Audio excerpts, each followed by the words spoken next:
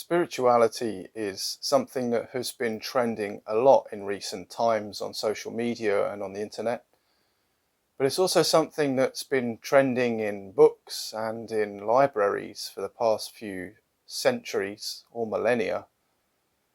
It's also something that I used to think, and it appears the mainstream often thinks, is something that is very cute and all, and something that you can just pat on the head and say, well, it's one way of trying to keep positive and keep faith in an unreal way and not being grounded to the real world and getting back to the grind to keep your head out of the clouds.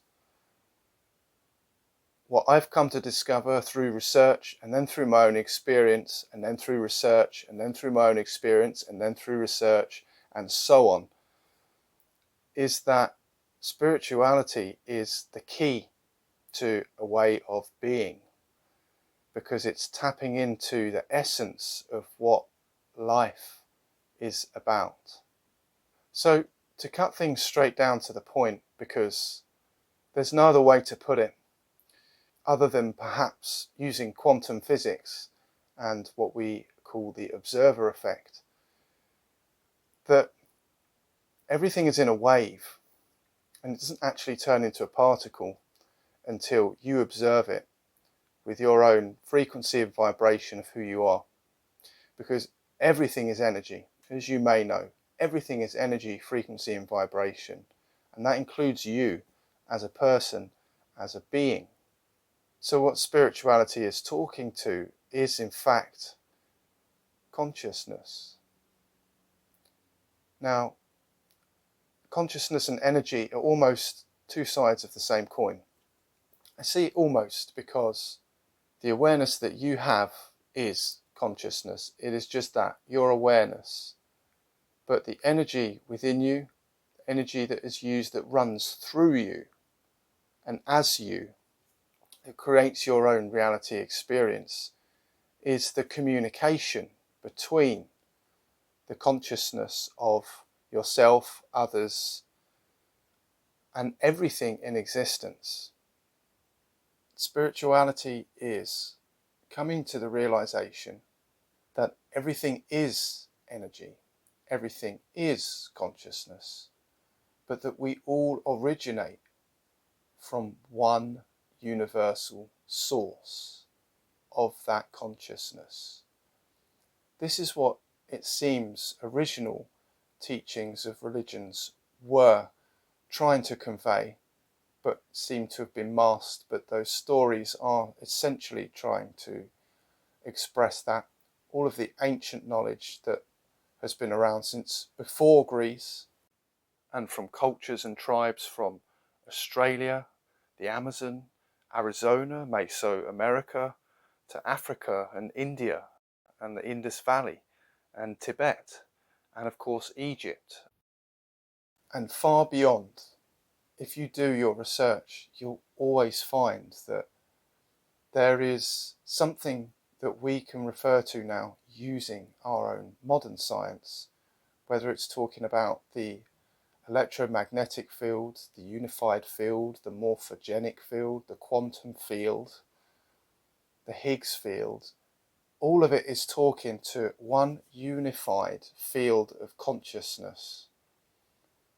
And I believe that the energy side to it is more systems of energy that's working in cycles. So that is the expression of how we are experiencing our lives, how we experience the world as it is, but all of us connected back to that one unified source of consciousness. The age that we are alive in now has been an evolution or involution towards us believing that we are just our bodies, that we are just a walking, talking monkey. Everything that we think of and the ideas that come to our minds originate in our brain. Yet multiple studies from multiple universities confirm that consciousness cannot simply be reduced to neural activity alone, and talks to many ancient religions and understandings that teach an immaterial realm exists beyond and transcends the reality that we know and are aware of. And of course, the famous quote from Nikola Tesla that our brain is a receiver. And it's thanks to him that we have all the technology around us, whether it be electricity, lighting, computers, and many other wireless technologies, acting as a receiver. Quantum physics is continually expanding because of spiritual application to the ways of how things operate, with how we observe things and interact with them, and then what happens to them in time and space. Which is why spirituality, in its essence of its core, is the understanding and the knowing that to evolve, to expand and have a greater life experience is to turn inwards into yourself and not outwards into the world. And what I mean by that is, if you're able to atone yourself and gain some sort of control of your thought and emotion through introspection of who you are, what you're about, what you're really doing, it does change how you think, act and behave, and you become a more willing participant in life, but you also become more of the right shape of energy of yourself in the huge jigsaw puzzle that is life and the universe. Meaning that when you're connected into all of existence already as a quantum being, that you're then able to actually have everything synchronistically move in your life because you are connected to everything. So once you go inside yourself, the path is laid out for you without having to effort, which makes things sound simple, which they are quite simple in fact, but it's not easy, especially when you're going to have pain, you're going to have difficult situations come up. Learning to understand who you are and that you're just experiencing this life is that you're able to be that willing participant. You are able to let go and surrender, which doesn't mean you don't have any control, but that you just release the idea of having to control everything and things start to fall into place for you. We are taught that the outside world is more important, which is why we highly elevate people becoming intellectual, because everything becomes mental then. You're starting to think from, well, I've got to get that degree and that qualification in order to know something about it and to be recognized. Whereas truly, if you're able to follow your passions and your interests, be as resourceful as you can, and turn inward on your own journey, you will find that the way you feel about life and yourself shifts, and that new opportunities do manifest into your life. And if not that, that new thoughts and inspired actions come into your mind, so that you're able to then move further towards who you are creating yourself to be, rather than it being dictated by the outside world. And I should add that becoming silent in your own mind is where you create space inside yourself to in fact download information from the quantum field. You don't learn it in a book, you learn it from downloading it.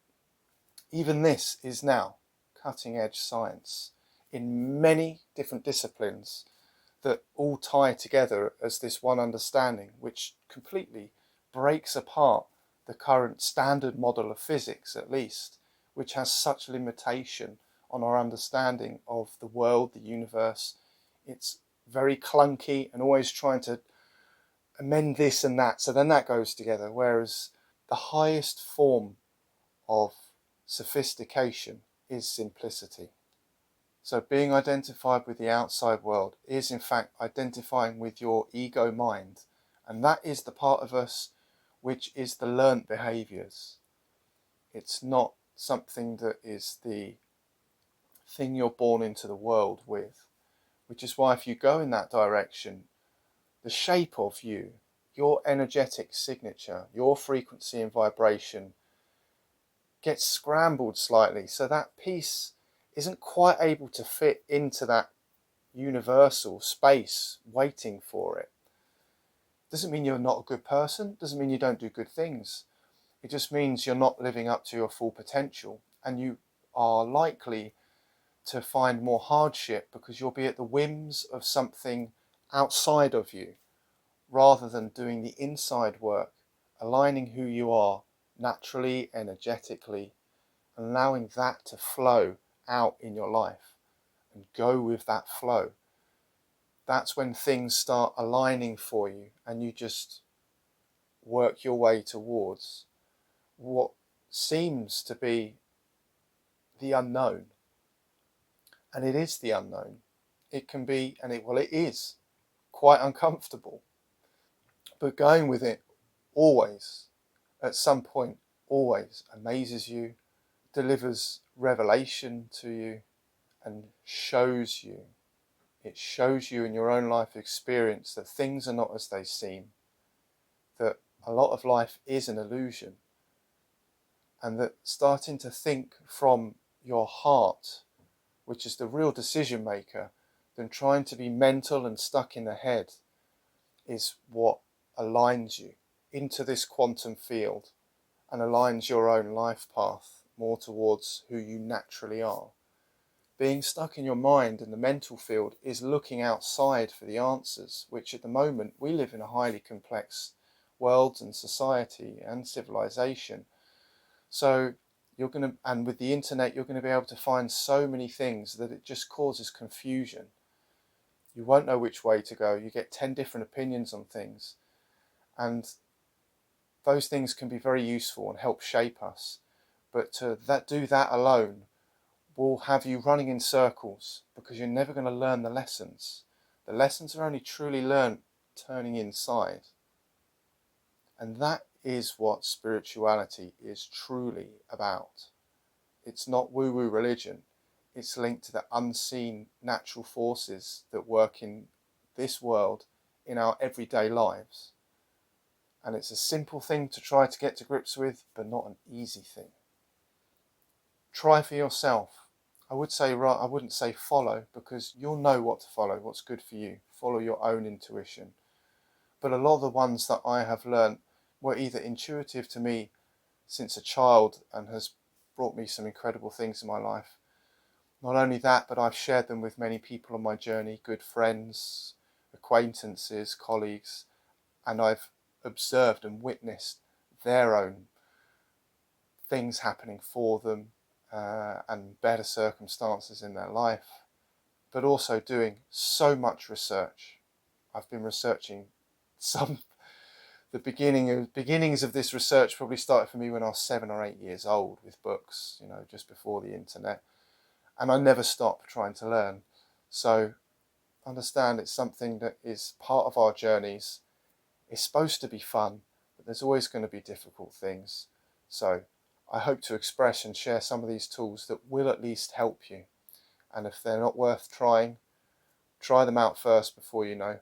And if they're not working, but they will do something, they will take you directly to the next thing that you need that's going to be changing your inner perspective and your life experience and your health for a much more positive balance. I'd love to hear what you think and what you think spirituality is, what it means to you and what you've experienced in your life, whether you've had synchronicities keep playing out for you. And until next time, much love.